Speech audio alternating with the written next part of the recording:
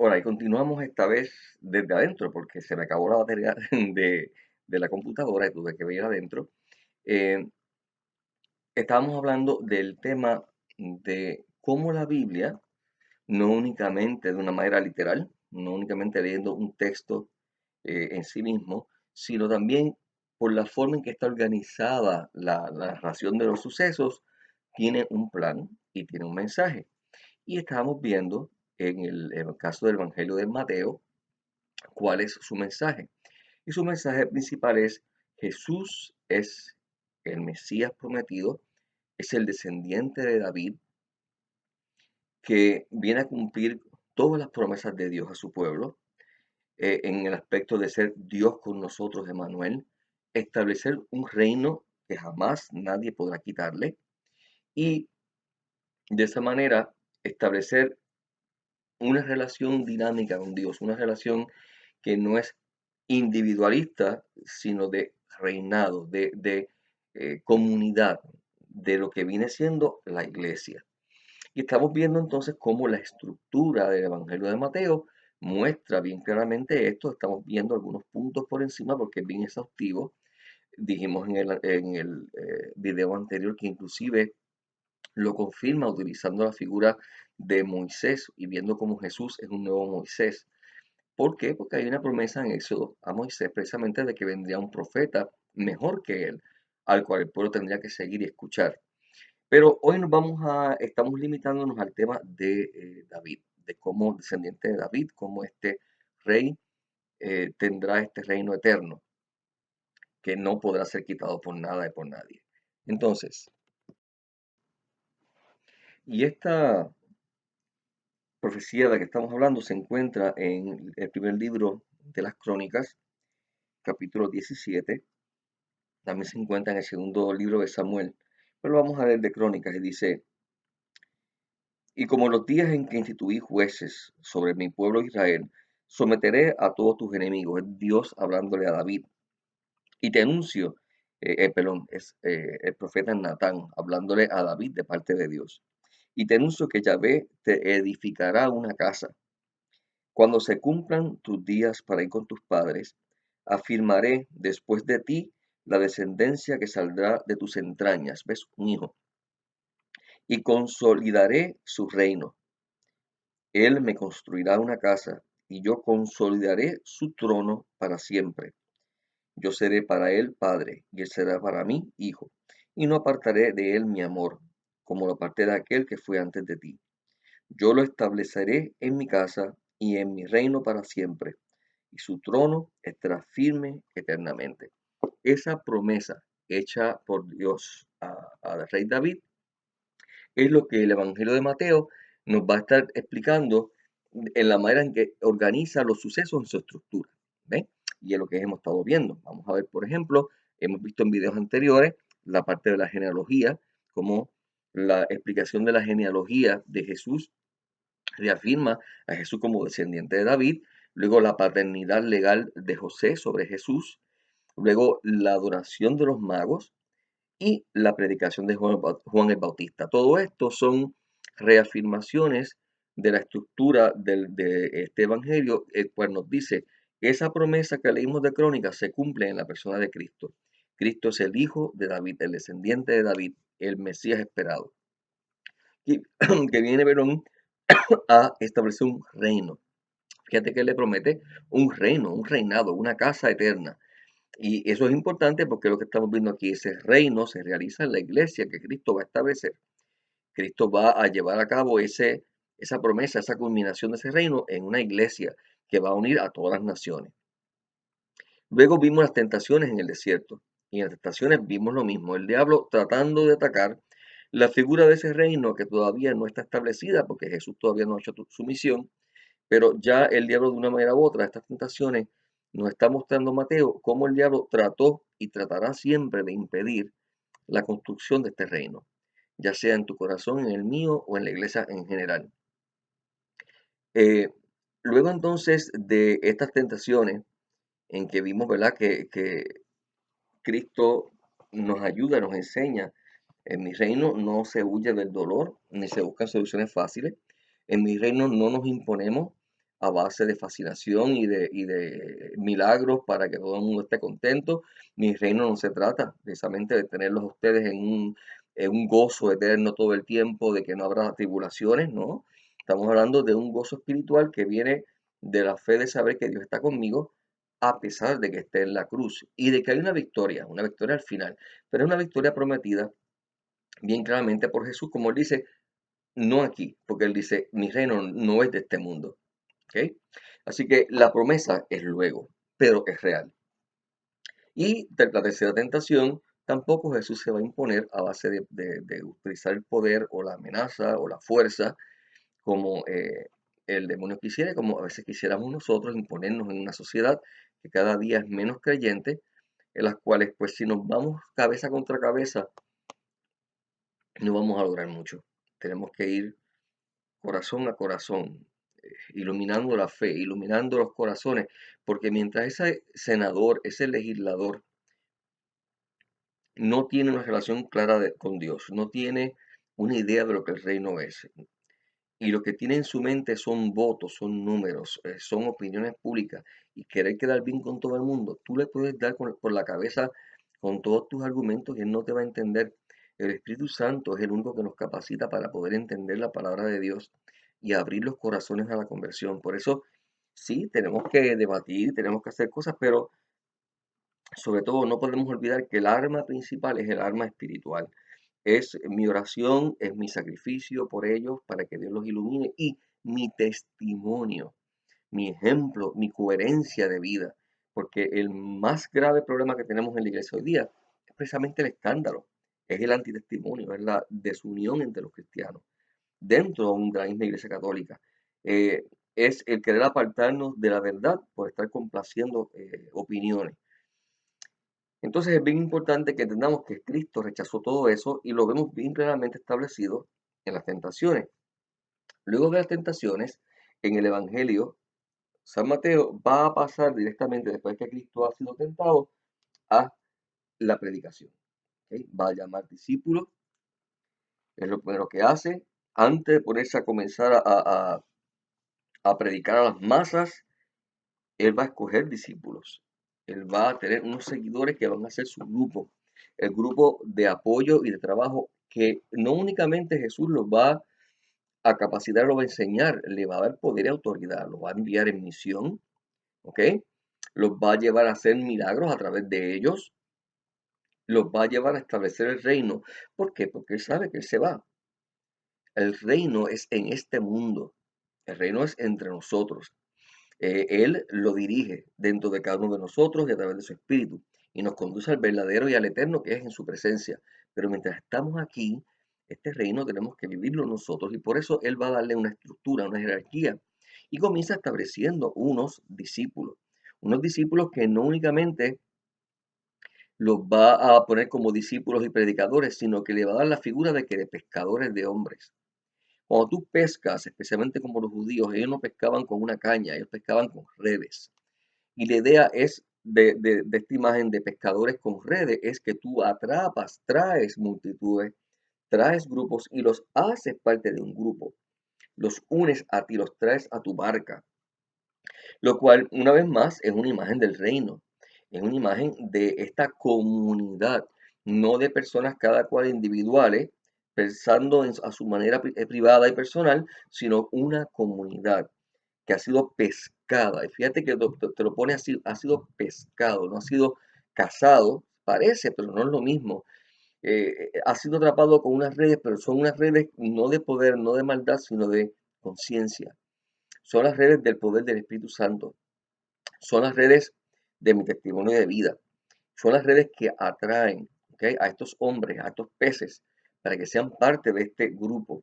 ¿Ok? Y los manda con esa idea, con la idea de que traigamos. El pescador no sale en su barco a entretenerse y a mirar el agua, sale a pescar. Por lo tanto, los cristianos no estamos simplemente para decir, esta es mi relación con Dios personal y ya. Estamos enviados a pescar, estamos enviados a traer, estamos enviados a construir el reino. Pero ¿cómo yo voy a construir el reino cuando yo mismo no estoy convencido de que la iglesia es el reino. ¿Y cómo yo voy a construir el reino cuando yo no estoy convencido ni siquiera de mi relación personal con Dios, de lo que Dios espera de mí y de lo que Dios exige de mí? Cuando ni siquiera la figura de Dios es para mí una figura real, sino es como, es algo, alguien lejano que está por allá arriba, que yo no entiendo mucho y que no nos relacionamos mucho y que a veces yo le hablo, a veces me oye, a veces no me oye, no.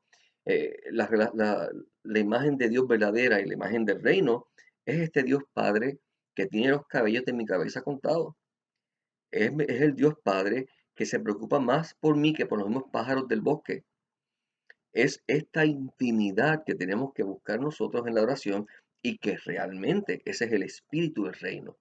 Es la buena noticia del reino, la buena noticia de que, como decía Jesús en su predicación, conviértanse, cambien, quiten la ceguera de sus ojos, quiten sus prioridades vanas y falsas, escuchen la palabra, escuchen la buena noticia de que Dios les ama, Dios es su Padre, Dios quiere establecer una familia de amor y todos están invitados. Y yo voy a estar con ustedes en las buenas y en las malas, convirtiendo todos sus eventos de vida, buenos y malos, en bendición, en eventos de salvación para ustedes y para los que los ven a ustedes. Y de esa manera yo voy construyendo en mi historia, en la historia, un, un plan de encuentro, de reunión de esa familia, hasta que un día los tenga todos conmigo en mi presencia y podamos establecer cielos nuevos y tierra nueva. Eso es lo que es el reino y esa es la predicación, esa es la invitación a la conversión. Es una invitación a una relación personal y comunitaria con Dios. Personal que me permite conocerle como un padre bueno y que ese padre bueno me invita y me lleva y me inspira a conocer a mis hermanos y a juntos servir y adorar a Dios, porque no lo podemos hacer solos. Entonces, seguimos con la idea del reino. Hemos visto la predicación. Fíjate que si vas al capítulo 5, que es lo que sigue inmediatamente después, vas a ver las bienaventuranzas y vas a ver lo que son la predicación, los fundamentos de ese reino, los fundamentos de esa nueva noticia, de ese cambio, de una religiosidad que tenían en aquel momento, de unas prácticas externas, de unos sacrificios, sí, costosos que se supone que reflejaran lo interno, pero que se quedaban cortos. Unas normas que se quedaron en eso, en normas y no relación. Unas normas que empezamos a ver, los judíos empezaron a ver cómo poder torcerla de cierta manera que yo cumplo, pero hago lo que me da la gana y quedo bien con Dios y me siento justificado delante de Dios. Y entonces Cristo viene a establecer un reino distinto. Y dice, no, no, no, es un reino de una relación abierta y honesta, en la cual mi Padre me ve, sabe lo que pienso, lo que anhelo, lo que sueño, y yo quiero que lo que yo soy, lo que yo anhelo, lo que yo sueño, le sea grato. Y yo quiero vivir eso en el amor con el íntimo, real, en un Dios personal que está en mi vida, que no se deja sentir muchas veces, que muchas veces su forma de relacionarse conmigo es silencio, es sequedad, y eso es parte de la educación mía y de la purificación mía. El hecho de que Dios esté callado no significa que esté ausente, ¿ok? Tú vas muchas veces a los psiquiatras y le pagas mucho dinero para que te oigan, y no dicen tres pitos, no dicen nada, te escuchan. Dios está presente, muchas veces silente, pero no deja de estar conmigo y Él quiere que yo ejerza esa fe, como estuvo con Cristo, aún en la cruz, cuando aún Jesús decía, Dios mío, ¿por qué me has abandonado? Y sentía que quizás Dios no le hablaba, pero Él sabía al final del Salmo, dice, pero yo confío en ti, Señor, yo sé que me darás vida, me levantaré y te alabaré en medio de la asamblea, porque yo sé que aunque no te siento, tú estás aquí. Entonces, esta es la buena noticia. Y esa noticia me lleva a mí, a que otras personas lo conozcan, ¿verdad? Y se sientan con esa alegría de que ellos se sientan invitados y sean parte de esa realidad. Porque si muchos fuéramos así, ay, el mundo sería tan brutal, sería precioso. Así que ahí viene la bienaventuranza y viene el relato del Sermón del Monte, que no lo voy a discutir en este, lo voy a discutir con un tema aparte, porque es muy precioso. Pero vemos entonces cómo Jesús coge discípulos, establece unas normas, establece unas bienaventuranzas, establece sus mandamientos, ¿ok? Dice bien claramente, por ejemplo, en el capítulo 5, versículos 19 al 20, algo que para algunas personas pues, puede ser revelación, dice, por tanto, el que traspase uno de estos mandamientos más pequeños, está hablando de la ley que le está hablando antes, y así lo enseña a los hombres, será el más pequeño en el reino de los cielos. El cambio, el que los observe y los enseñe, será grande en el reino de los cielos. Una vez más, reino de los cielos, el reino de Dios, el reinado de Dios entre los hombres. Una vez más, vuelve a esta imagen de que somos un reino. Y una vez más, viene a decirnos de que este reino tiene una continuidad. Aquellas enseñanzas, voy al versículo 17, dice, no piensen que he venido a abolir la ley y los profetas. A mí me da gracia cuando yo escucho gente predicar y decir, no, porque el Antiguo Testamento eso ya pasó. Eso era el Dios del Antiguo Testamento. Aquí dice bien claramente que Él no vino a quitar eso. No hay dos dioses, no hay el Dios del Antiguo y el Dios del Nuevo.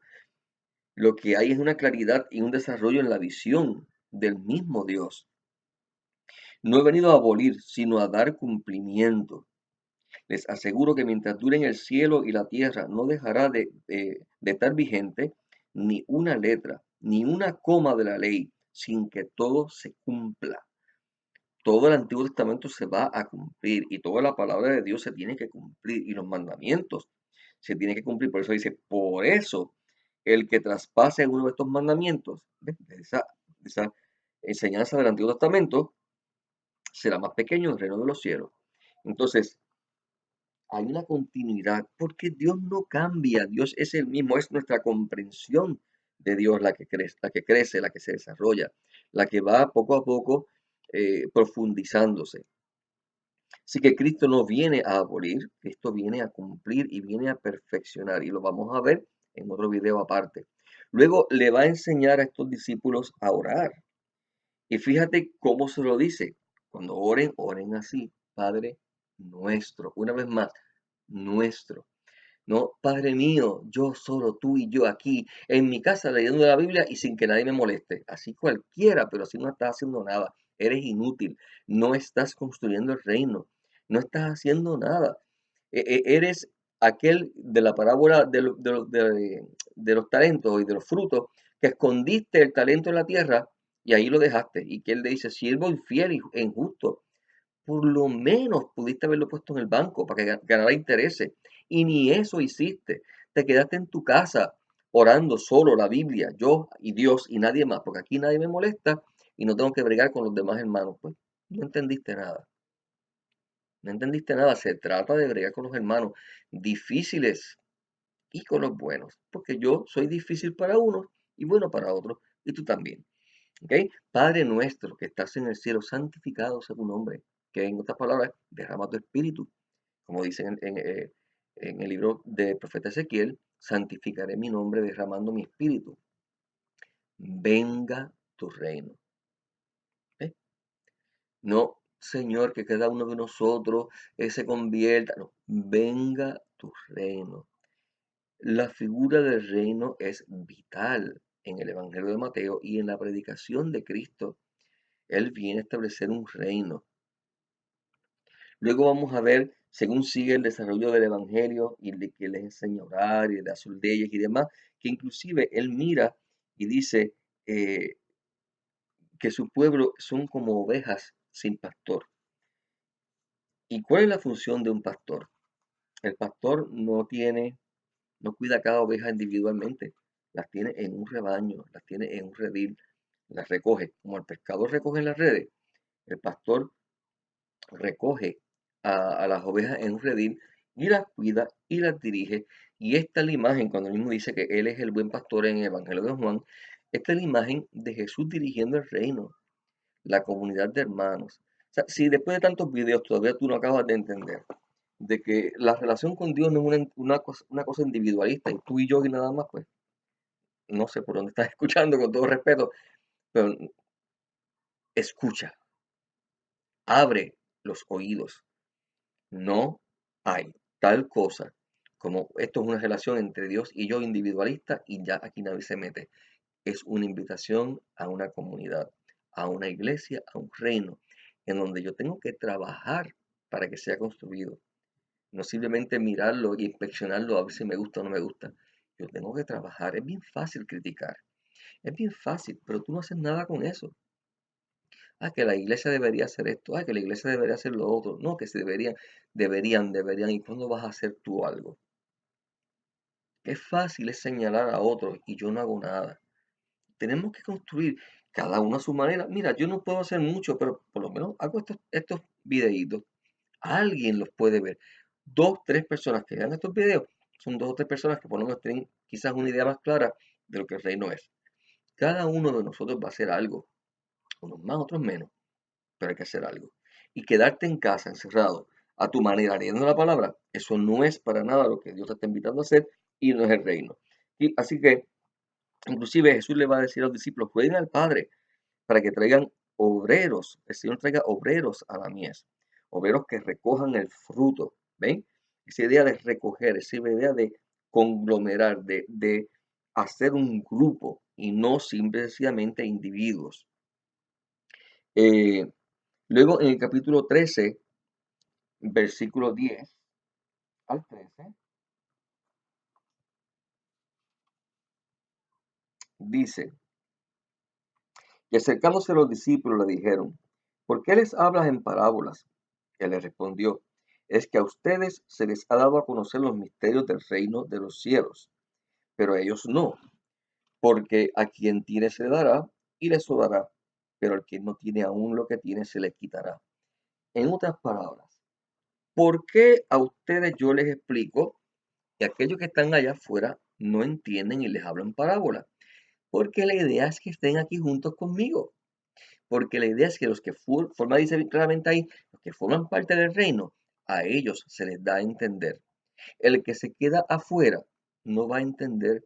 Para eso son parábolas sin sentido. Por eso la persona que no se integra a la iglesia tiene ideas propias, ideas raras, ideas de un cristianismo acomodados a su forma de pensar y de ser. No tiene un concepto claro de lo que el reino es. No se le explica. No piense que vas a estar allá en privado y que Dios te va a mostrar todo a ti en privado para que te quedes en privado. Te puede hablar en privado, pero es para que vengas a Él en público, para que te unas a su reino, para que formes parte de ese reino, para que edifiques el reino y no simplemente para que seas un espectador. Luego de esto hay las parábolas. Y las parábolas vamos a estar viéndolas en el próximo video. También todas y cada una y otros eventos más nos van a, una vez más, demostrar la necesidad de ser parte del reino y no simple y sencillamente de creer en Dios solito, individual a mi manera.